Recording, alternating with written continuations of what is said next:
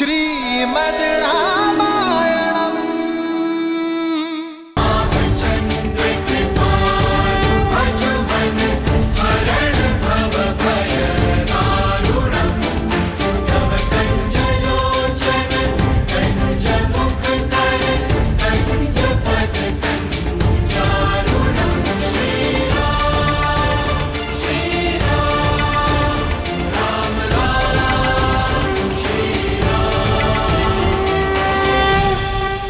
राम,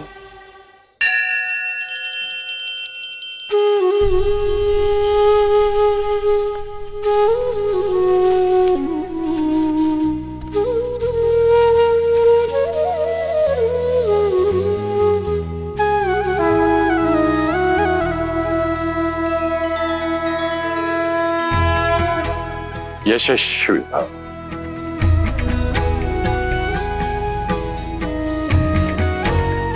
लक्ष्मण,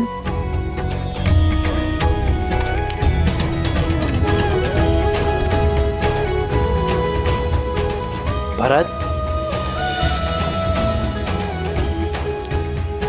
शत्रुघ्न,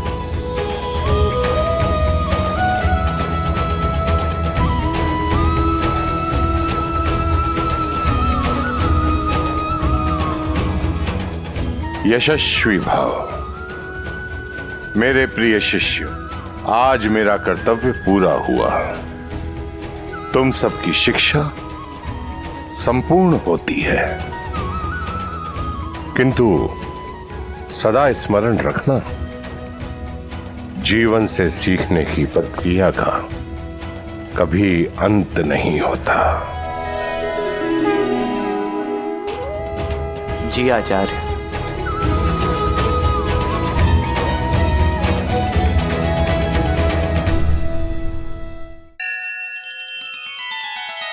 श्री रामचंद्र कृपालु भजु मन हरण भव भय दारुणम्।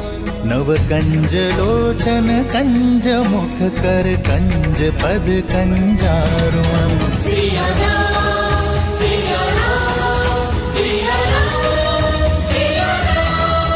आदर्श और मर्यादा की है ये कथा महापावनम्। काट मद श्री से मिला दे श्रीमद् रामायणम्। श्रीमद् रामायणम्।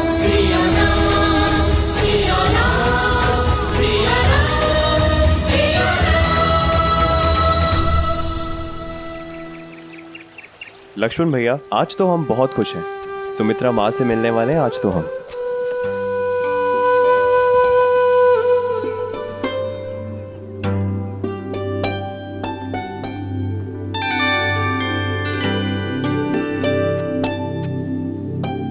लक्ष्मण, घर जाने के प्रबंध हो गए? जी गुरुदेव। भरत,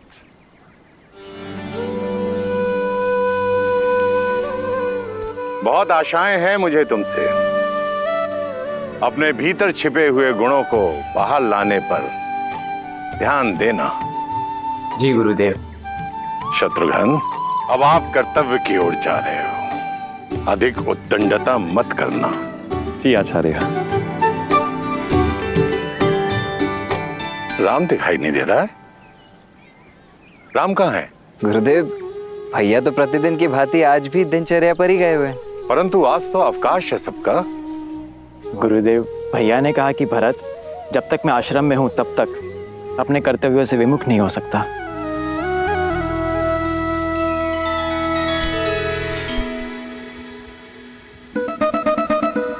अब खा भी लो नंदिनी। देखो, जब तक तुम चारा नहीं खाओगी मैं जाऊंगा नहीं।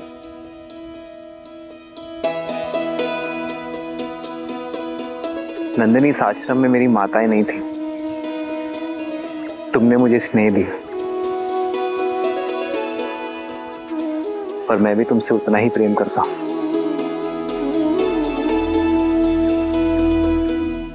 पर जो आता है उसे जाना होता है नंदिनी। यही नियति है ना। अपना उद्देश्य समाप्त होने के बाद हर किसी को जाना होता है नंदिनी, अपने कर्तव्य के लिए। तुम भी तो अपनी माता कामधेनु को छोड़कर आई थी ना।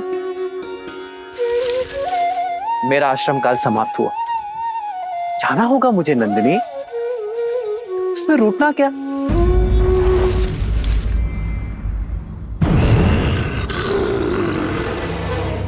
मैं आता रहूंगा तुमसे मिलने।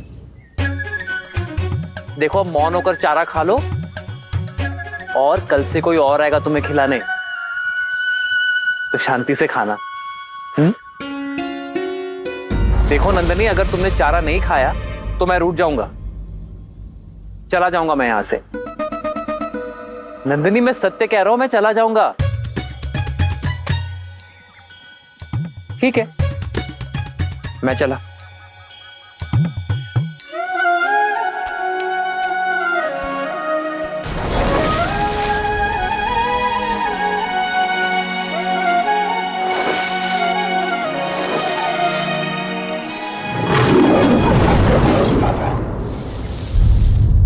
नंदिनी,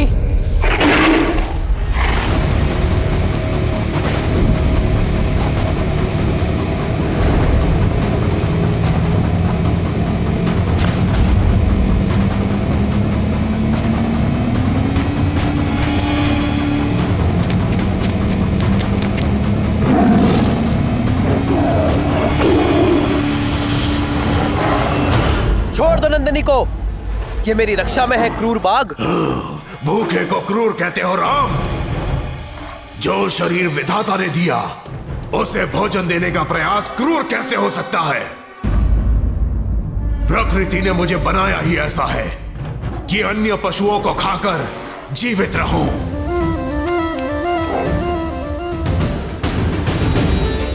मैं अपने गुरु और मां कामधेनु के प्रति उत्तरदायी हूं। मेरे धर्म के आड़े मत आना, अन्यथा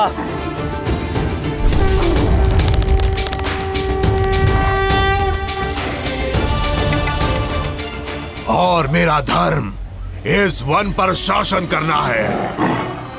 यदि तुम इससे मुझसे छीनकर मुझे भूख से तड़पता छोड़ दोगे तो क्या यह धर्म होगा?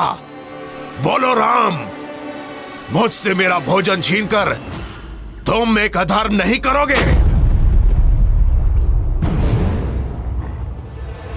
अपना पेट भरना तुम्हारा धर्म है और नंदिनी की रक्षा करना मेरा धर्म। और जब दो लोगों का धर्म आपस में टकराता है तो धर्म संकट होता है, और धर्म संकट का एक ही हल है, त्याग। त्याग? मैं अपने आहार का त्याग नहीं करने वाला। पर मैं कर सकता हूं। रघुकुल रीत सदा चली आई, प्राण जाए पर वचन न जाई। मैं नंदिनी के स्थान पर स्वयं को प्रस्तुत करता हूं।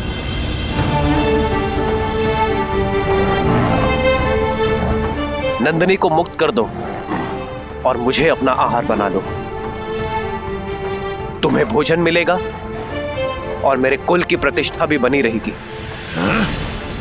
एक गाय के लिए अपने प्राणों की आहुति दोगे? मूर्ख मत बनो। चारों ओर देखो, कोई नहीं यहाँ। किसी ने हमारी बात नहीं सुनी।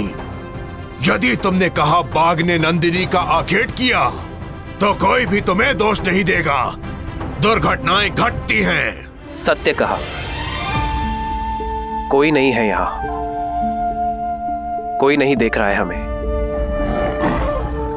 यदि सबको सूचना मिलती है कि एक बाघ ने राम को खा लिया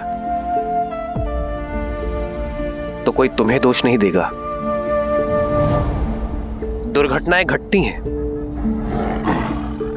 कोई नहीं देख रहा है, इसलिए मैं अपने कर्तव्य छोड़ने का पाप नहीं कर सकता, क्योंकि अपने कर्तव्य के लिए त्याग से अधिक शुभ और कुछ नहीं।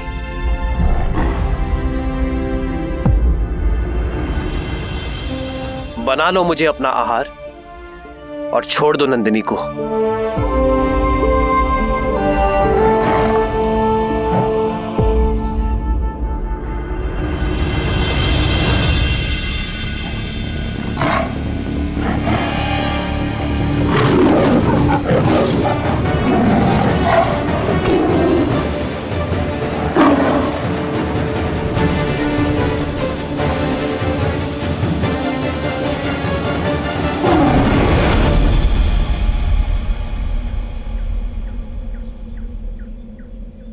राम, नंदिनी सुरक्षित है और तुम्हारा धर्म भी। तुमसे पहले तुम्हारे पूर्वज महाराज दिलीप के सामने भी ऐसी ही परिस्थिति आई थी। उन्होंने भी वही किया जो आज तुमने किया।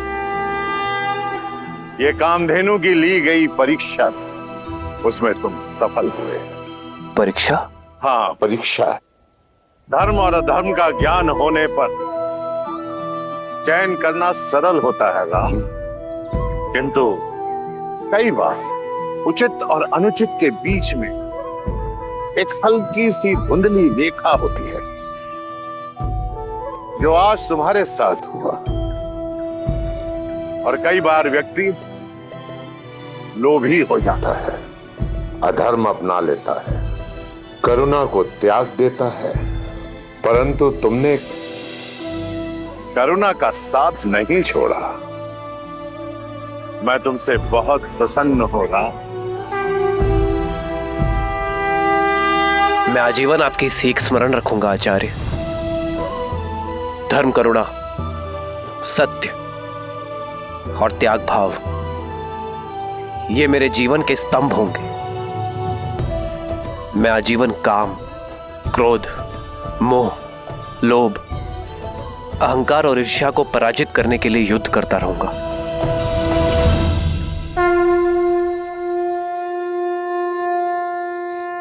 यशस्वी भव राम, यशस्वी भव। मेरे पास जो आया था वो प्रकाश की एक रेखा थी। मुझे गर्व है राम कि मैं धर्म का सूरज अयोध्या भेज रहा हूं।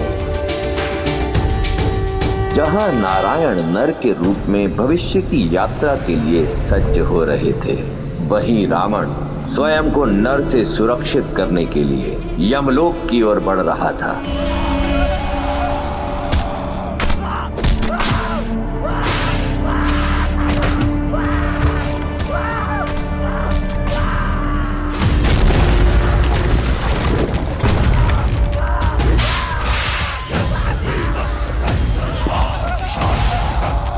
यम, कहो, समक्ष आओ।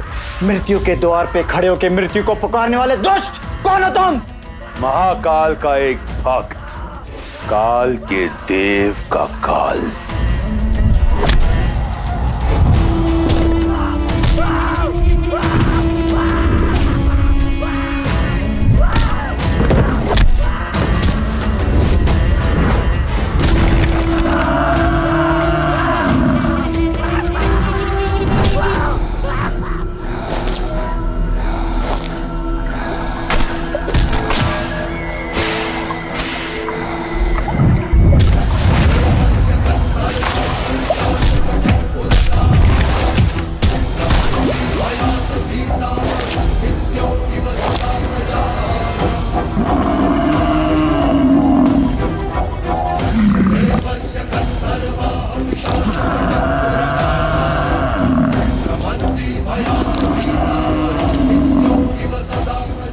लौट जाओ दशानन।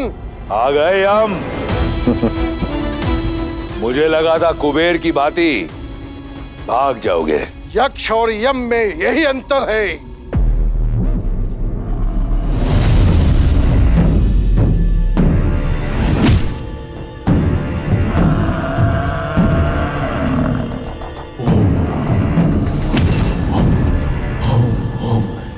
काल को ललकारने वाले अकाल मृत्यु को प्राप्त करते हैं।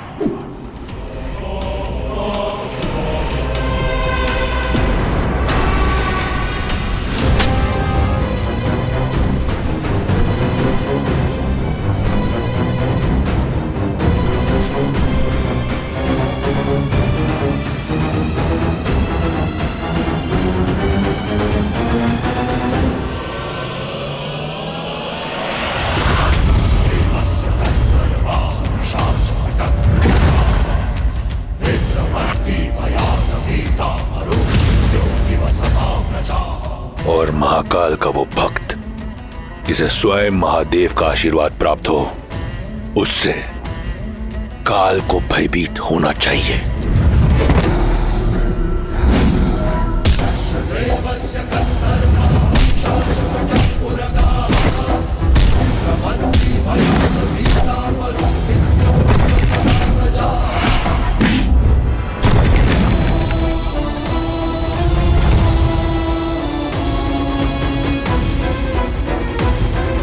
मूर्खता मत कर रावण। ब्रह्मदेव के दिए वरदान का अनुचित लाभ मत उठा। उसी वरदान के अनुसार तुम मुझे मार नहीं सकते। सोचता हूं आज मृत्यु को ही मृत्यु दे दूं।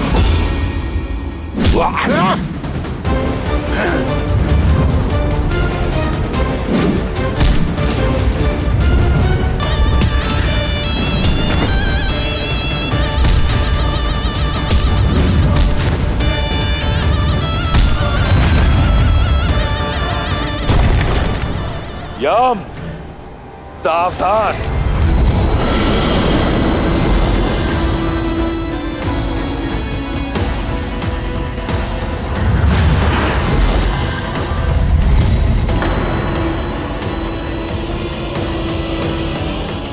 रुक जाओ दशानन।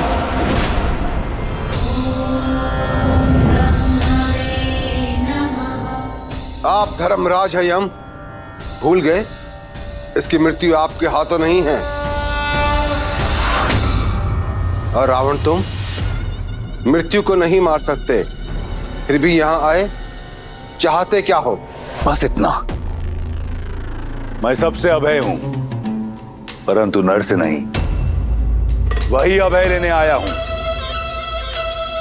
अमृत। अमृत? अमृत नहीं मिल सकता। तुम अमृत के पात्र नहीं हो। जानता था।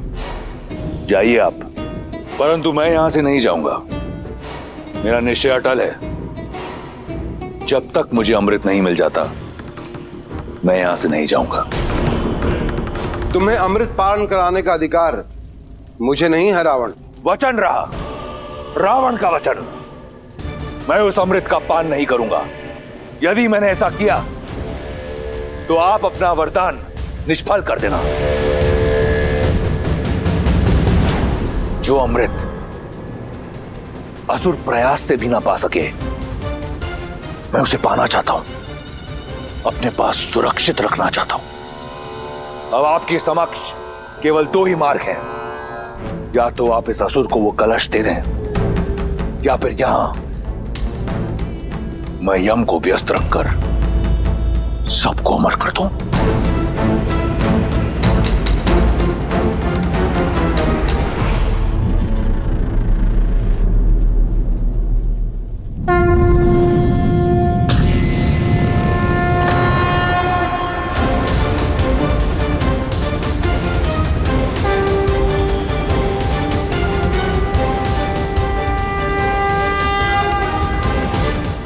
उत्तम, अति उत्तम। वचन रहा,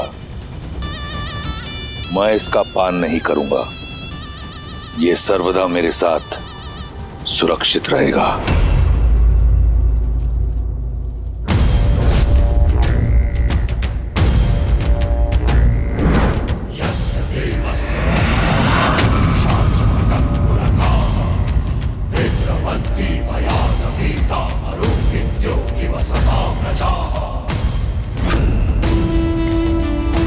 नर का अभय नहीं दिया था ना ब्रह्मदेव?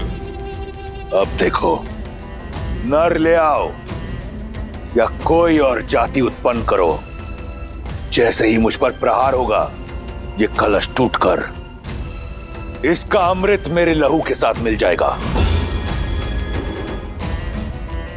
इस तरह मेरा वचन भी नहीं टूटेगा। अब रावण का कोई तोड़ नहीं।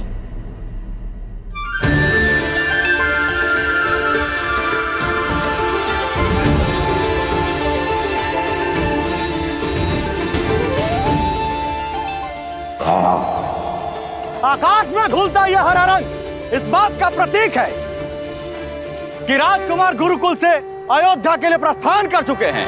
श्री रामचंद्र की जय, श्री रामचंद्र की जय, श्री रामचंद्र की जय, श्री रामचंद्र की जय, श्री रामचंद्र।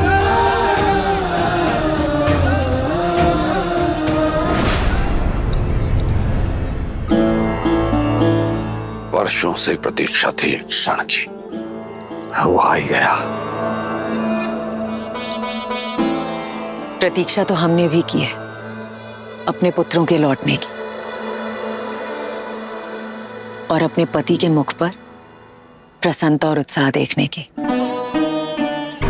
9 वर्ष आपकी आंखें यहां नहीं थी, इसलिए आप ठीक से सोए नहीं ना महाराज।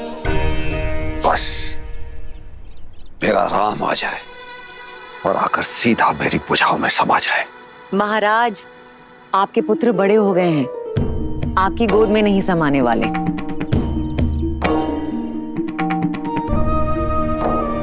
हम तो ये भी नहीं जानते कि हमारे पुत्र दिखते कैसे हैं महाराज। ये निर्दयी समय कितने वेग से दौड़ता है ना। अपने नन्हे मुन्ने आंखों के तारे भेजे थे हमने गुरुकुल, और आज जो लौट कर आ रहे हैं वो अयोध्या की प्रजा की आंखों के सूर्य हैं। कितनी आशाएं, कितने दैत्व बंधे हैं राम से। आज के पश्चात राम का जीवन सदैव के लिए बदलने वाला है। क्या जाने नियति हमारे पुत्रों को किस ओर लेकर जाएगी। किंतु मैं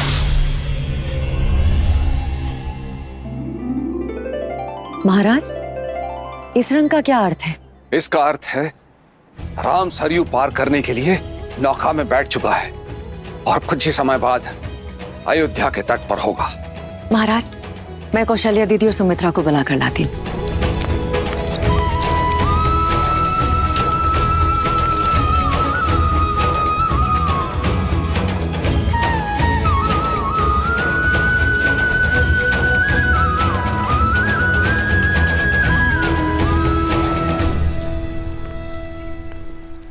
क्या हुआ महारानी, ऐसा क्यों प्रतीत हो रहा है कि आप किसी बात को लेकर चिंतित हैं? देवी गार्गी ने जो कहा वो सुनने के बाद एक माँ चिंतित कैसे ना हो महाराज। आप देवी गार्गी की कही हुई बात को इतनी गंभीरता से क्यों ले रही है महारानी सुनैना? हो सकता है उन्होंने जो कुछ कहा हो हंसी ठिठुल्ली में कहा। हाँ, पर उन्होंने जो भी कहा सच ही तो कहा है ना महाराज। और वो बात कहीं ना कहीं मेरे मन में अटक गई है। क्या सीता के लिए योग्य वर मिल पाएगा? अवश्य मिले। ऐसे क्यों कह रही हैं आप? हमारी पुत्री तो असाधारण है। इसी बात की तो चिंता है महाराज कि हमारी पुत्री असाधारण है। नदी कितनी भी बेगवती क्यों ना हो, यदि उसे उचित मार्ग ना मिले तो वो सागर तक ना पहुंचकर बीच में ही कहीं खो जाती है। हमें सीता के लिए उचित वर ढूंढना प्रारंभ कर देना चाहिए महाराज। किंतु उससे पूर्व हमारे लिए यह जानना आवश्यक है कि विवाह के लिए हमारी पुत्री सीता सज है या नहीं। तुम्हारे माता पिता को तो अवश्य तुम्हारी विवाह की चिंता हो रही होगी। विवाह योग्य जो हो गई हो तुम। विवाह के विषय में मैंने सोचा नहीं है माता गार्गी, पर यदि कन्या आत्मनिर्भर हो, सबल और योग्य हो, तो क्या उसे सच में विवाह नहीं करना चाहिए? यदि हम संसार के दृष्टिकोण को छोड़ दें तो मेरे विचार से अगर एक व्यक्ति को ज्ञान प्राप्त करना है, स्वयं का विकास करना है और संसार के निर्माण में श्रेष्ठ कदम उठाने हैं, तो उसका ब्रह्मचारिणी रहना ही सर्वश्रेष्ठ है। अच्छा माता, तो फिर संसार रचने वाले ब्रह्मा अविवाहित नहीं है? वो देव है, मैं मनुष्यों की बात कर रही हूँ सीता। मनुष्य का प्रेम दूर से तो एक सुंदर पुष्प की तरह दिखता है, लेकिन निकट जाने पर वो कांटे की तरह चुभ जाता है। विवाह एक बेड़ी है विशेषकर स्त्रियों के लिए। क्या तुम अपना अस्तित्व भूलकर किसी की दास्ता स्वीकार करने के लिए सज्ज हो? क्या तुम ऐसा जीवन जीने के लिए सज्ज हो जिसमें तुम्हारे सपने तो चूर चूर हो जाएंगे, किंतु तुम्हारे पति का सपना तुम्हारे जीवन का सत्य होगा। उसकी इच्छा तुम्हारी इच्छा होगी।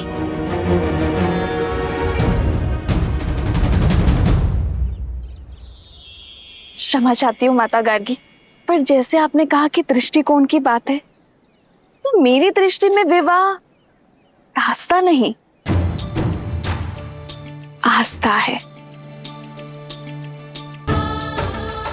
एक ऐसा संबंध जहां दोनों को एक दूसरे के लिए सम्मान हो, समर्पण हो और समझ हो। एक ऐसा संबंध जहां दोनों एक दूसरे पर निर्भर ना हो, दोनों एक दूसरे का बल हो, जहां दोनों एक दूसरे का व्यक्तित्व और अस्तित्व को विशाल करने का प्रयत्न करें। उस विवाह से सुंदर और मीठा और कुछ नहीं हो सकता माता गार्गी। जैसे शिव और पार्वती हैं, वो दोनों एक दूसरे के अर्धांग हैं, पर एक दूसरे को पूर्ण करते हैं। जैसे लक्ष्मी और नारायण। लक्ष्मी नारायण वो लक्ष्मी जो सदा विष्णु के चरणों में पड़ी रहती है, और जब विष्णु विश्राम करते हैं तो लक्ष्मी उनकी सेवा में तल्लीन रहती है। और विष्णु तो सदा भ्रमण कर रहे होते हैं संसार भर का। फिर से दृष्टिकोण की बात है। मेरी दृष्टि में ये दोनों की यात्रा है। यदि लक्ष्मी नारायण की सेवक होती तो क्या उनका नाम नारायण से पहले लिया जाता? लक्ष्मी का नारायण के चरणों में होना उनके सेवक का नहीं, विष्णु को जगाने का प्रतीक है। लक्ष्मी विष्णु को प्रेरणा देती है कि जागो और अपना कर्तव्य करो। वो विष्णु से अपने साथ का त्याग करती है ताकि विष्णु अपना अवतार लेकर संसार के प्रति अपना कर्तव्य निभाए। संसार की श्रेष्ठता बनाने में जितना हाथ विष्णु का है, उतना ही हाथ देवी लक्ष्मी का भी है माता। सत्य तो ये है कि ना तो लक्ष्मी के बिना नारायण पूरे हैं और ना ही नारायण के बिना लक्ष्मी। और मुझे विश्वास है कि मैं मुझे पूर्ण करने वाला अपना नारायण ढूंढ लूंगी।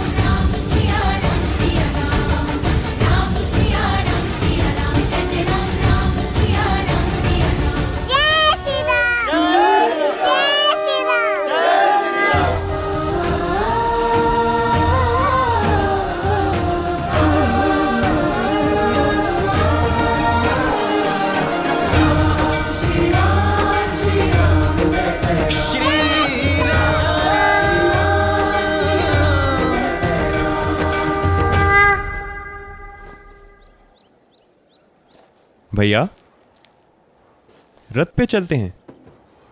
रथ में चले तो अयोध्या के सामीप्य का आनंद कैसे मिलेगा शत्रुघ्न? राम भैया केवल माता पिता के नहीं, सर्वप्रथम अयोध्या के हैं, अपनी प्रजा के हैं। आइए भैया, चलिए भैया। श्री रामचंद्र की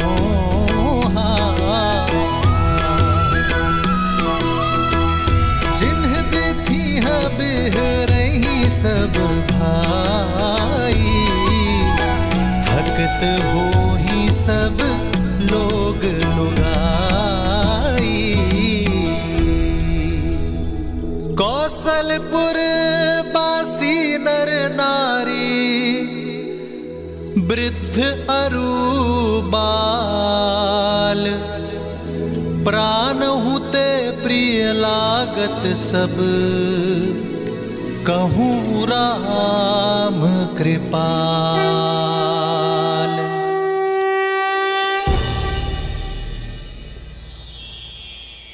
श्री रामचंद्र की, श्री रामचंद्र की, श्री रामचंद्र की, श्री रामचंद्र की, श्री रामचंद्र की, श्री रामचंद्र की, श्री रामचंद्र की।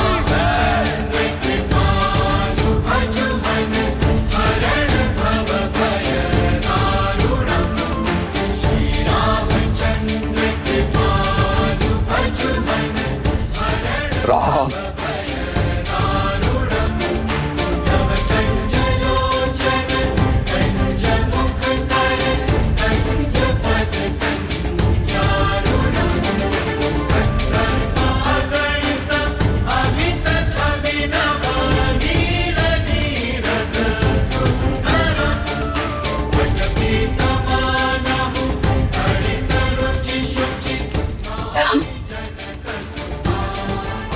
देखिए दीदी, हमारा राम कितना बड़ा हो गया है।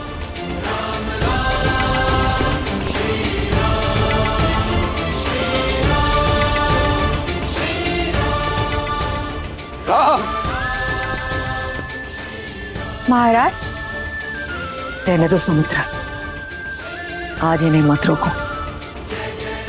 आज एक राजा राजकुमारों से नहीं, एक पिता अपने पुत्रों से मिलने जा रहे हैं।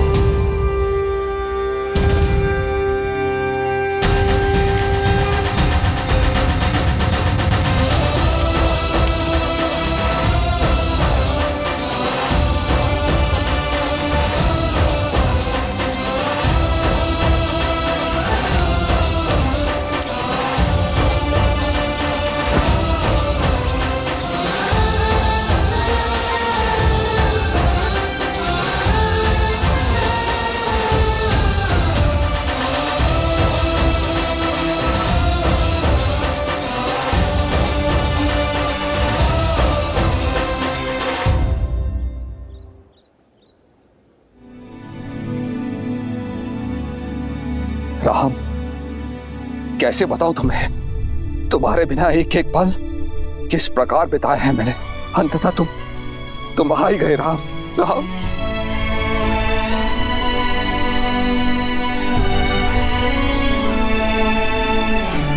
मेरे राम। जी पिताश्री, गुरु वशिष्ठ के आशीर्वाद से हमारी शिक्षा संपूर्ण हुई। प्रणाम गुरुदेव। यशस्वी भव। भूल हो गई गुरुदेव, राम के स्वागत को इतना आतुर था कि किसी और पे दृष्टि गई नहीं। इसमें तुम्हारा दोष नहीं है पुत्र। राम के मुखमंडल की आभा ही ऐसी है कि जो भी उसे देखता है सारे संसार को भूलकर उसी में खो जाता है।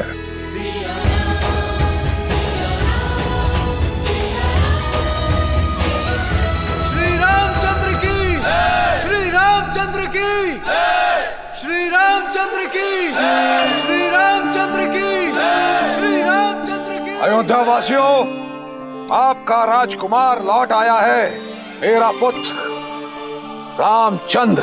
श्री रामचंद्र की, श्री रामचंद्र की। राजकुमार। पिताश्री, मेरे भाई भी आपसे आशीर्वाद की प्रतीक्षा में है। मेरा पुत्र लक्ष्मण, आयुष्मान भव।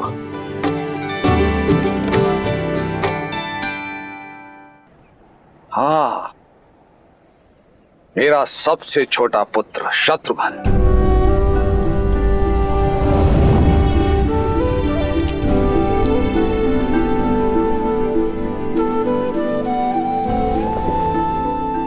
आयुष्मान भव। पिताश्री, भरत। मेरे प्रिय भरत,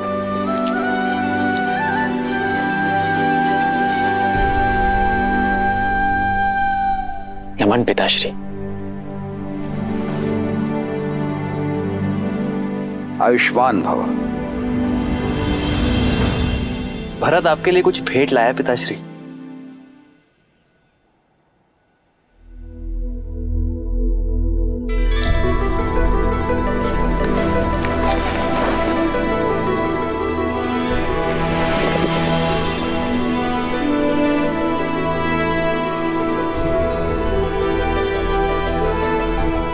क्या मैं कभी ऐसा भी दिखता था? जब हमने गुरुकुल के लिए प्रस्थान किया था तब अयोध्या से आपकी यही छवि हम सब अपने साथ मन में लेकर चले थे पिताश्री। देखिए भरत ने उसे कैसे जीवंत कर दिया। मेरे पुत्र में इतनी अद्भुत प्रतिभा है ये तो मुझे ज्ञात ही नहीं था।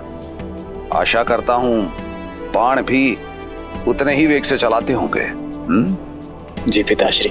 आइए राजसभा में चलते हैं। समस्त मंत्रिमंडल और सभासद अपने राजकुमारों की प्रतीक्षा कर रहे हैं। चलिए पिताश्री, अगर आज्ञा हो तो पहले हम माताओं से मिल लें।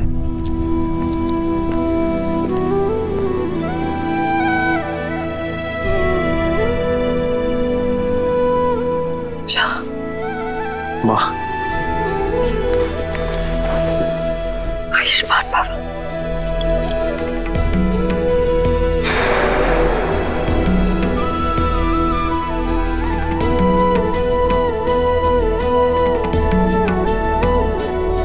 आओ, देखिए मेरा राम कितना बड़ा हो गया है।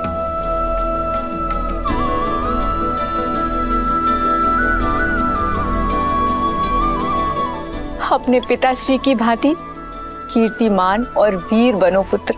मैं तो आप जैसा बनने का आशीर्वाद चाहता हूँ माँ सुमित्रा। मुझ जैसा? मुझ में ऐसा क्या है?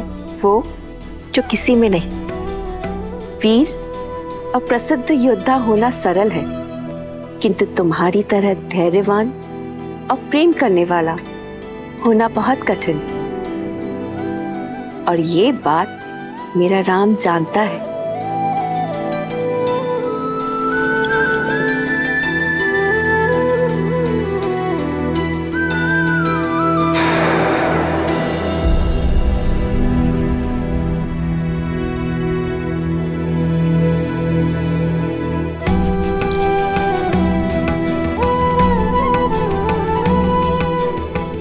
माँ,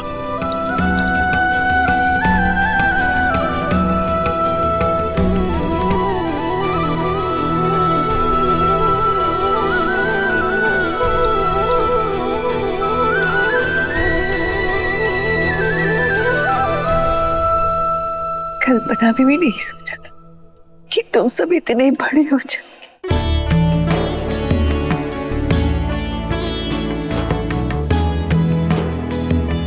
हमने अपने नन्हे नन्हे पुत्र गुरुकुल भेजे थे और देखिए सब इतने बड़े होकर लौटे हैं। सोचा था जैसे नन्हे मुन्ने भेजे थे वैसे ही वापस आएंगे।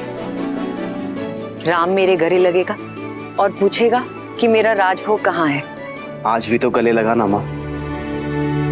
वैसे मेरा राजभोग कहाँ है?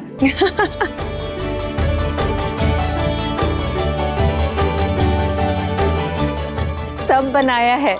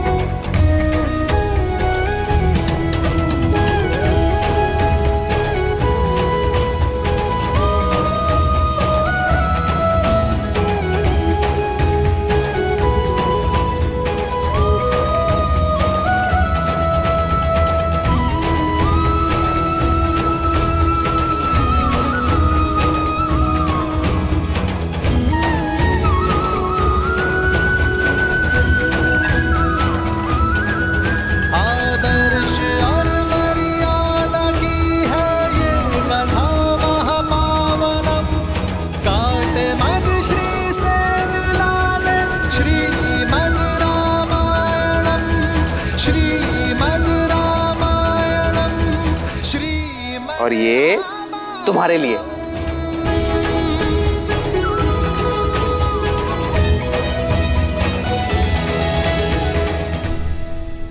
और हमारे राम भैया ने लक्ष्मण भैया को नदी में धक्का दे दिया। अरे तो इसमें इतना हंसने वाली क्या बात है?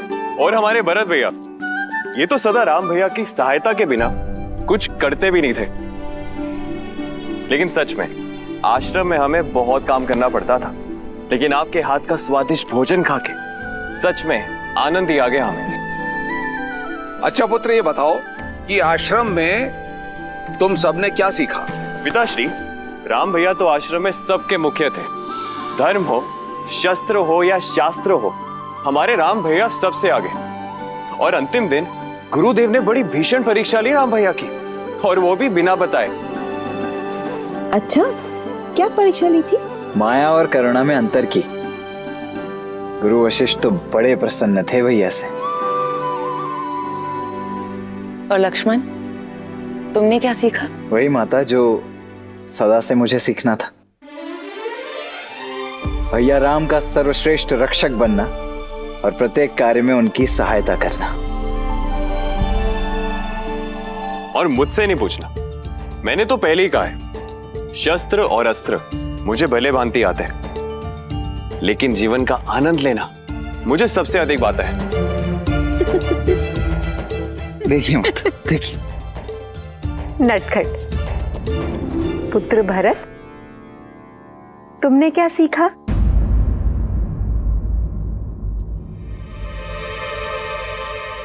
मेरा भरत बहुत अच्छा धनुर्धारी है।